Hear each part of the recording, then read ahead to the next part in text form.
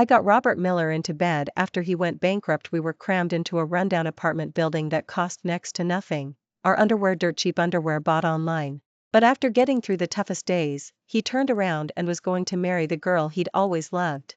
Seeing the reality, I decided to break up. Today was the 5th anniversary of my relationship with Robert Miller. But I waited all day and he never came back. After eating dinner alone, I scrolled through Sarah Anderson's social media feed and saw a post about him from her. The caption was "Lost and Found." The photo was a side view of Robert Miller swiping a card, and only half of Sarah Anderson's hand was in the frame.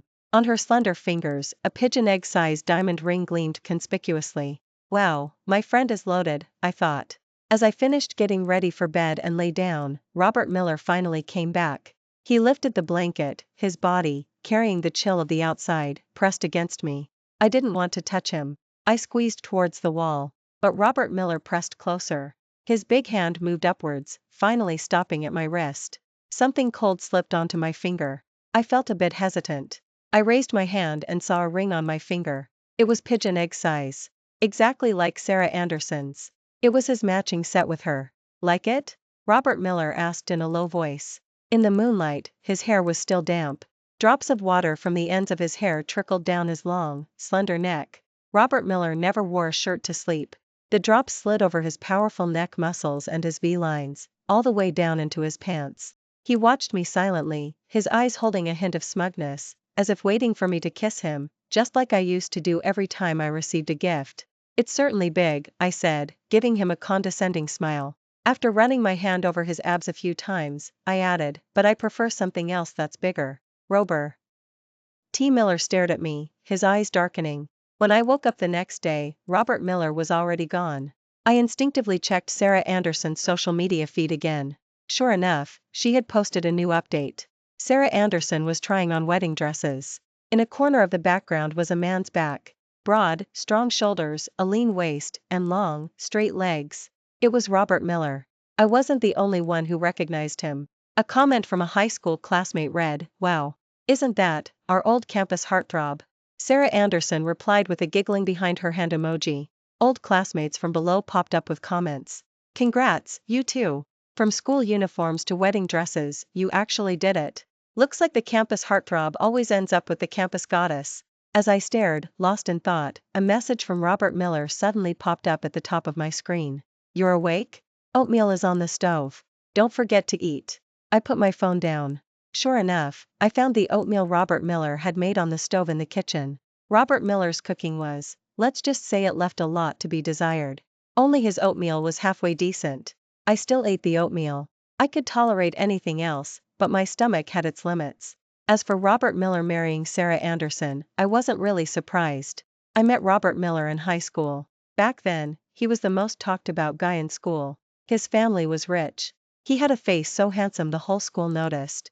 He was academically outstanding. He'd won first prize in city-level cello solos. Every Monday during the school assembly, Rob would stand on the platform in his crisp white school uniform and give a speech. If the gazes from the crowd below could turn into reality, they would probably burn holes through him. But no matter how many girls liked Robert Miller, his eyes were always only on his childhood sweetheart, Sarah Anderson. In short, he was a person too perfect to be real. How did someone like him get pulled into my world? After graduating from senior year, Robert Miller's family went bankrupt. Robert Miller's mother quickly remarried. His girlfriend, Sarah Anderson, broke up with him and went abroad to study. Even then, the number of girls trying to get close to him didn't decrease. The only reason I stood out was pure luck. We ended up at the same university. Plus, Sarah Anderson and I had a similar look. I easily found Robert Miller in a bar near the university. By then, he was already a bit drunk.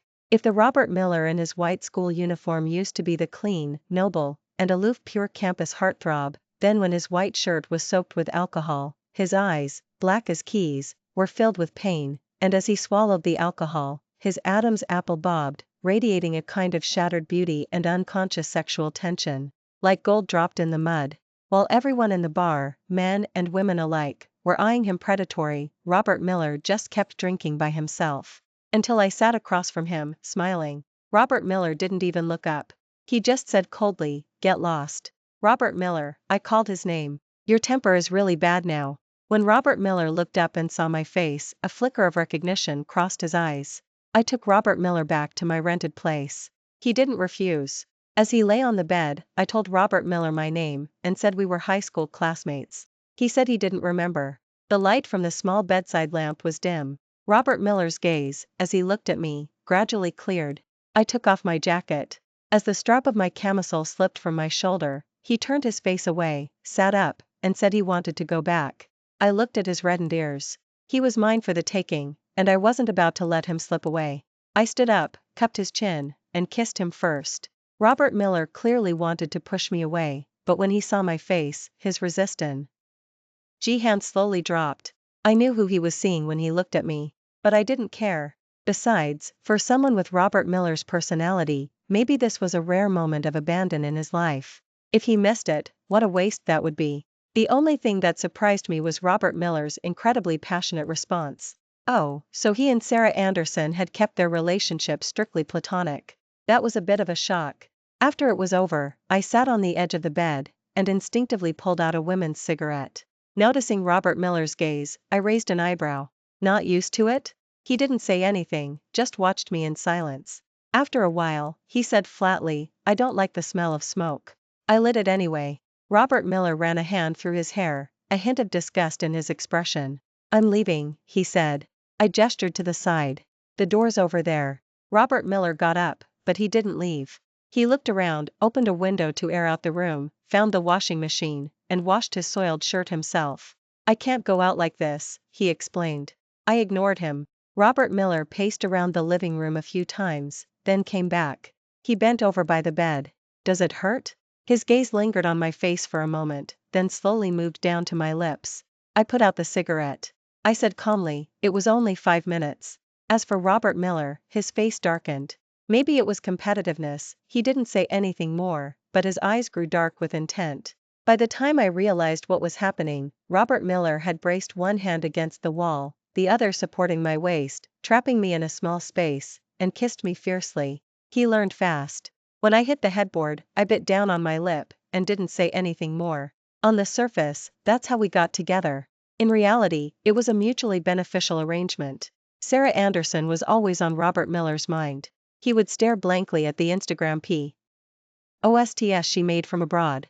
In the photos, Sarah Anderson's life was still understated luxury. So Robert Miller, burdened by debt, wouldn't initiate contact with her. Which worked out for me. Or maybe the first time was just too embarrassing. Robert Miller was stubbornly determined to prove that was an accident. A man not yet 20, with seemingly endless energy, directed it all towards me. I started to find him hard to keep up with. During the day, Robert Miller had classes. After class, he worked several jobs to pay off debt. After finishing work at 10 p.m., if he came to see me, he'd keep me up until the early morning. When I woke up with dark circles under my eyes, Robert Miller was usually already tidying up the apartment. Exceptional people don't just have unusual energy, they learn fast, including how to do housework. I'm nearsighted, so I just pretend things I can't see don't exist. Robert Miller had excellent vision and was a bit of a clean freak. So the chores were always done by the one who noticed things. And the one who didn't do anything had to be a sweet talker. I liked calling Robert Miller's name. When he turned to look at me, I'd prop my face up and say insincerely, "Oh, I like you so much." When he was juggling studies and work and getting overwhelmed, I'd pretend to be concerned and say, "Don't work yourself so hard. I can support you later." It was all about giving him false hope. As for where the pie was, it didn't matter, because I was poor. This kind of half-hearted relationship continued until our junior year of college. Until Robert Miller had a sudden accident at one of his jobs. Oh God, he'd taken a modeling gig. He was posing in a photographer's studio. As the chandelier above him fell, I happened to be there dropping off coffee for him. Yes, that's how unlucky it was. The chandelier was supposed to hit Robert Miller on the head, but I pushed him out of the way. The light fixture hit my leg. Blood slowly seeped out.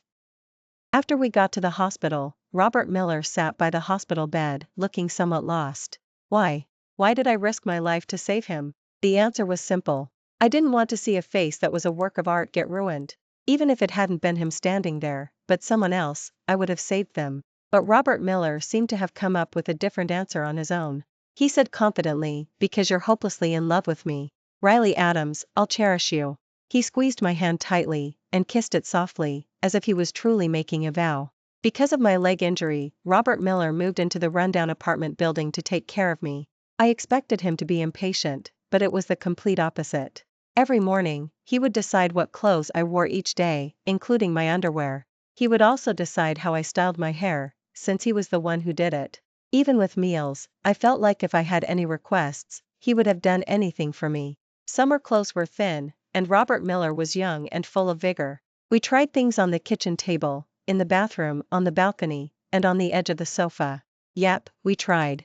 Exploring the boundless physical intimacy. It even created a sense of intimacy, as if our bodies were merging. Sometimes, I even thought Robert Miller might have actually fallen for me.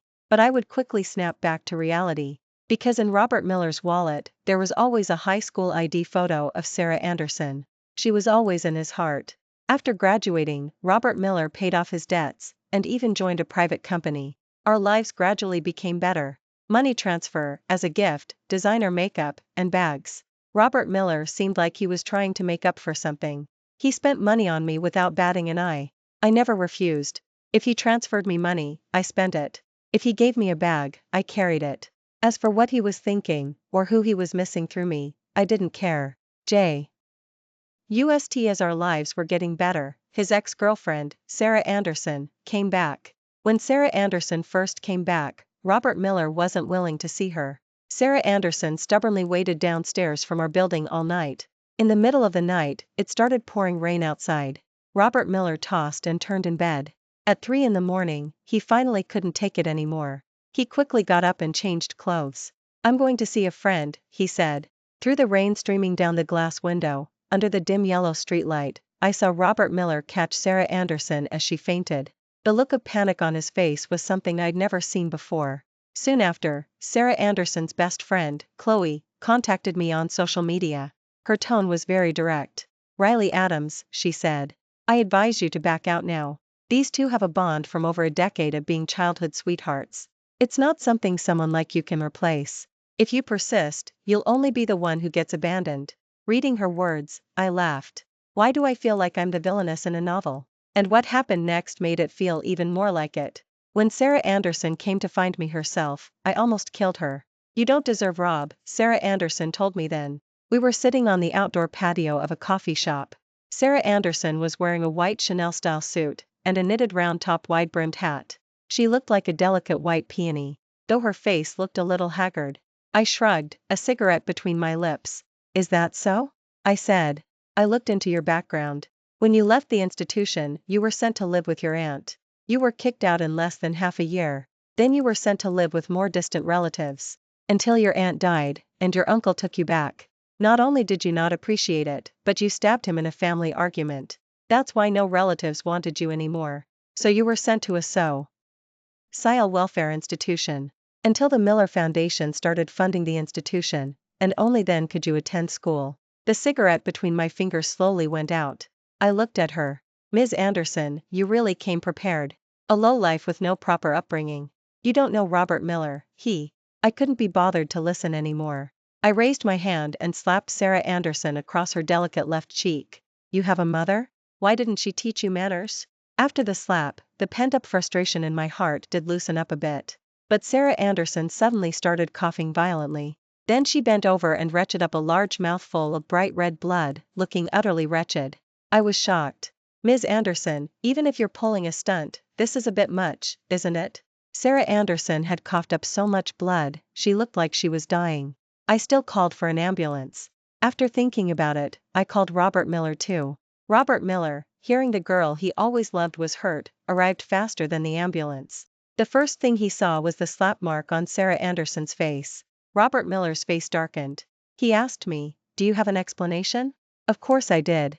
I clearly explained what happened. Letting a man have his way is one thing, but letting me take the fall? Absolutely not. After listening, Robert Miller frowned and said to Sarah Anderson, "Why did you provoke her?" This sounded like he was criticizing Sarah Anderson, but if you listened closely, you could hear the intimacy in his tone. "You always cause me trouble. Do you think I have nothing else to do?" Robert Miller took off his suit jacket and wiped the blood from Sarah Anderson's face. His actions seemed rough, but they showed concern in every detail. Sarah Anderson didn't say anything, just leaned her head weakly against him. Rob, am I going to die? No, Robert Miller said. I'll take you to the hospital. As he was leaving, Robert Miller suddenly turned and looked at me. He seemed to be choosing his words carefully. You need to change your temper, Riley Adams. No matter what, you shouldn't have hit her. I looked at Robert Miller for a moment. In that instant, I suddenly wanted to laugh. Explaining was pointless, really. Men don't care who's right or wrong. Whoever he loves, even if they're wrong, will still seem incredibly lovable to him. That's what they call favoritism. I just felt a little melancholic. Sure enough, the girl he always longed for could make my past 5 years feel like a complete waste with just one sentence. Seeing my expression darken, Robert Miller softened his tone. I got you a gift. Be good. The gift Robert Miller mentioned was the same ring as Sarah Anderson's. I raised my hand and examined the diamond ring on my finger for a moment. It was quite large, indeed. But I didn't like it. And I had a feeling my time with Robert Miller was coming to an end soon. The strange thing was, even though Sarah Anderson was back, for some reason Robert Miller had never talked about breaking up. Instead, Sarah Anderson lost her patience. Today was my birthday. The meal had just been served when Robert Miller received a phone call. He immediately got up and told me he had something important to do and wouldn't be back tonight. I just said, okay. But Robert Miller suddenly leaned closer, looking at me questioningly. Why have you been so well behaved lately? I countered calmly, if I told you not to go, would you actually stay? Robert Miller avoided the question. He ruffled my hair, said don't overthink it, and left in a hurry. I ate the meal alone, and almost cried. Because Robert Miller's cooking was as terrible as ever. As I was dumping it in the trash, Sarah Anderson sent me a picture. In the picture, Sarah Anderson was blowing out the candles on a cake. Robert Miller was sitting next to her, looking down at the cake, seeming lost in thought. Honestly, I wasn't surprised. But Sarah Anderson maliciously continued, I heard it's your birthday today. But what can you do? He chose to be with me. Her triumph practically spilled off the screen. So? Are you going to pay me off? Sarah Anderson immediately fell silent. Since my birthday, Robert Miller's contact with me decreased. Before, he'd call me every 2 or 3 days. That gradually became once a week, then once a month. There was no need to guess. He was definitely spending time with Sarah Anderson. But their progress was surprisingly slow. I counted on my fingers, 3 months.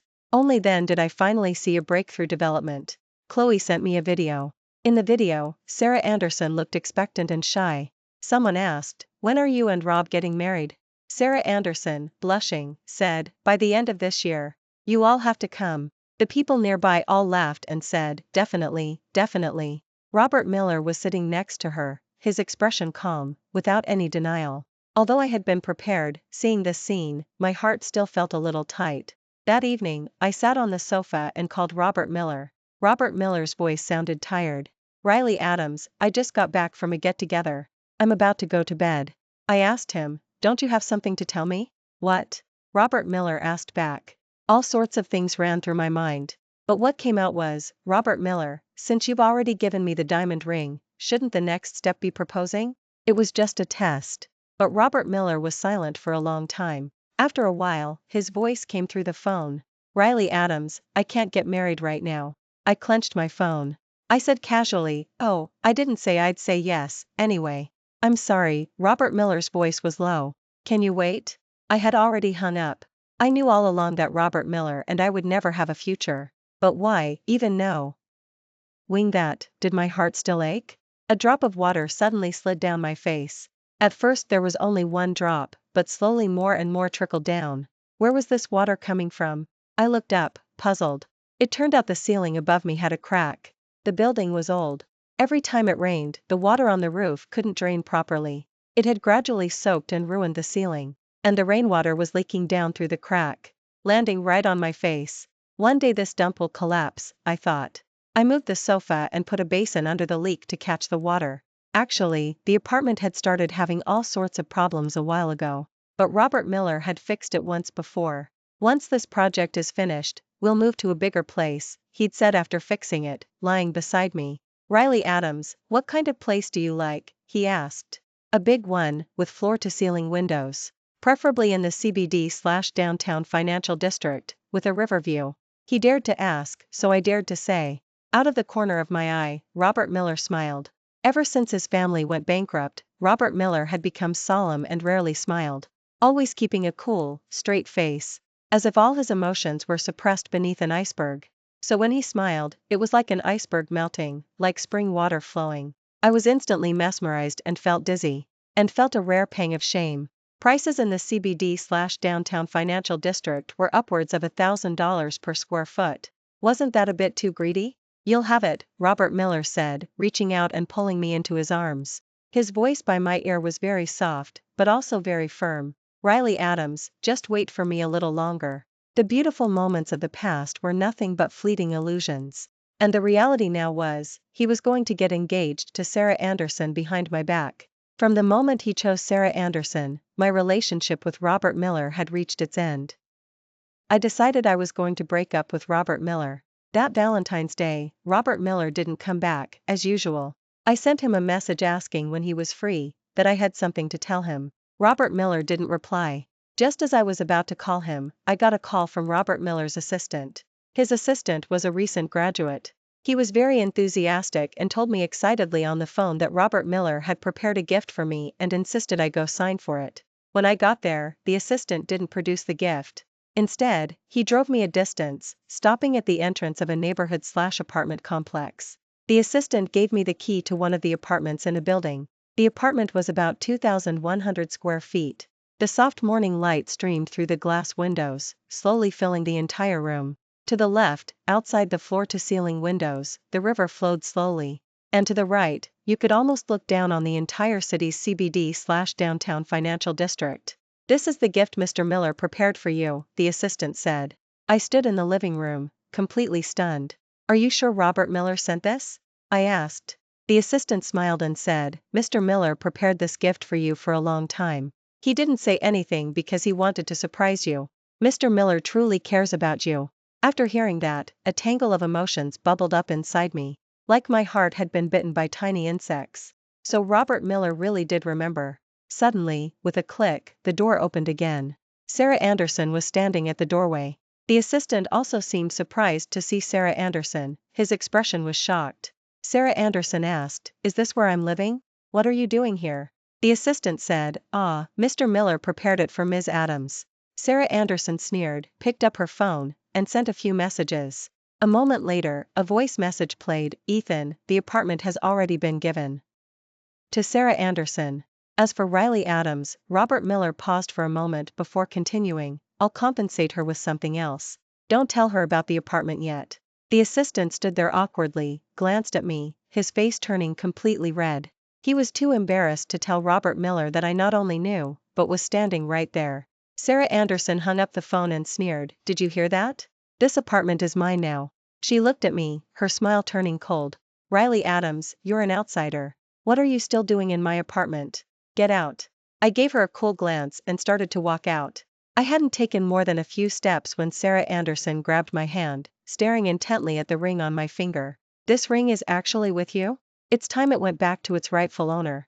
With that, she reached out to snatch it.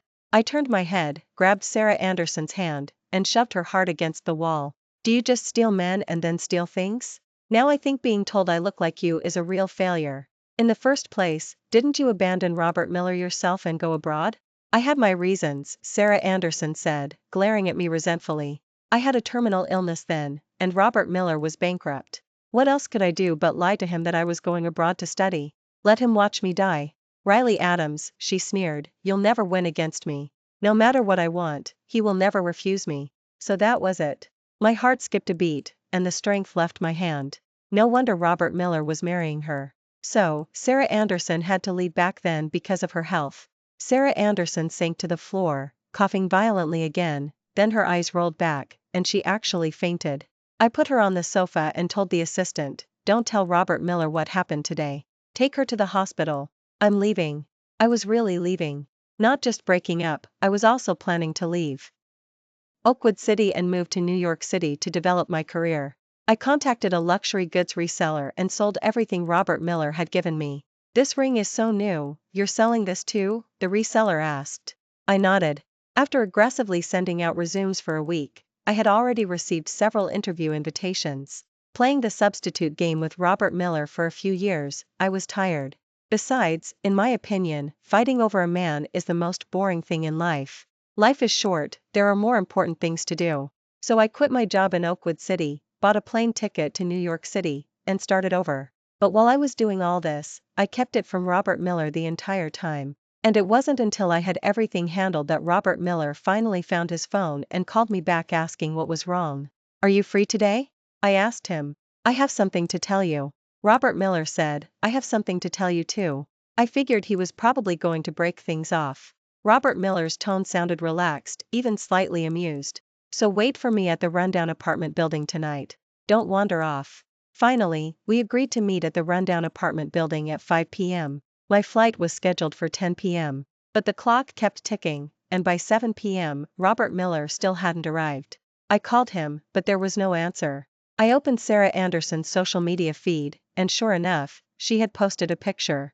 In the picture, Sarah Anderson was blowing out the candles on a cake. Robert Miller was sitting next to her, looking down at the cake, seeming lost in thought.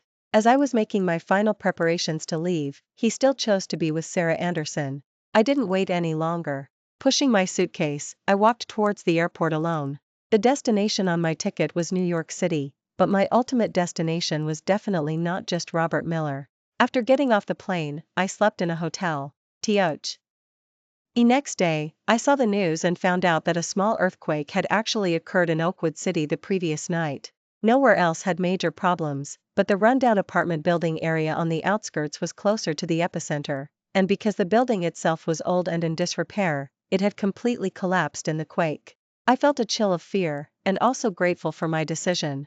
Luckily, Robert Miller hadn't gone last night, and I hadn't waited any longer. But I never expected to see Robert Miller at the live news broadcast. The collapsed ruins had been cordoned off by staff. Reporters were doing live broadcasts in front of it. Robert Miller suddenly ran into the frame, continuing to run towards the inside. "Are you crazy?" the staff nearby shouted after him. "This is a dangerous building.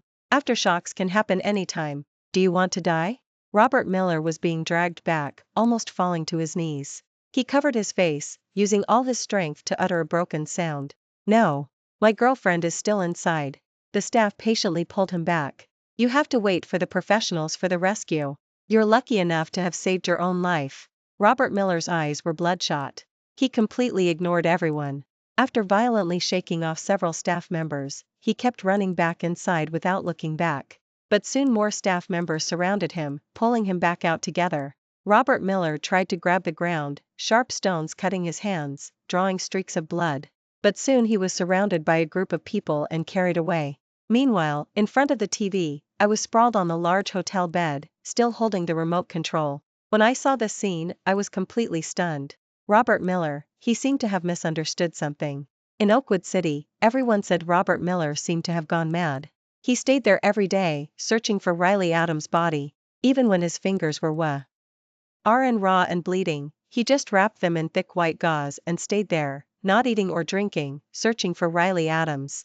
Until 3 days later, Robert Miller completely collapsed from exhaustion onto the ruins. "Don't go back there," Sarah Anderson said when she came to see him in his hospital room after he woke up.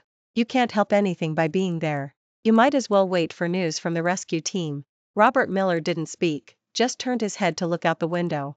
It had actually been the 5th day. The hope of survival was slim. Sarah Anderson said, "Rob, death is normal. You need to learn to accept your loss and move on." Robert Miller's eyelashes trembled. The rundown apartment building was a product of shoddy construction. He knew better than anyone that during the rainy season, water would even leak from the corner of the bathroom, dripping steadily. But back then, they were really poor and didn't have many options. Robert Miller had secretly sworn that he would buy a good house someday and live there with Riley Adams. Later, Robert Miller did become rich and bought an apartment that Riley Adams would definitely like. But he didn't give her the apartment.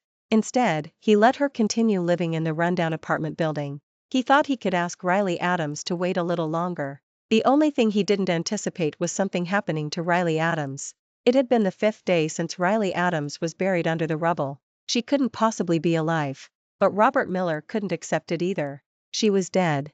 How could Riley Adams be dead?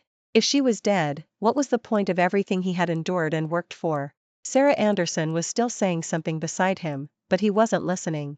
Pointing to the door, he said, "From now on, our arrangement is over. Get out. I still didn't contact Robert Miller to clear up the misunderstanding. After all, a good ex is like a dead one. They never show up again. And even if he was a bit sad now, with Sarah Anderson by his side, he would get over it quickly. But that day,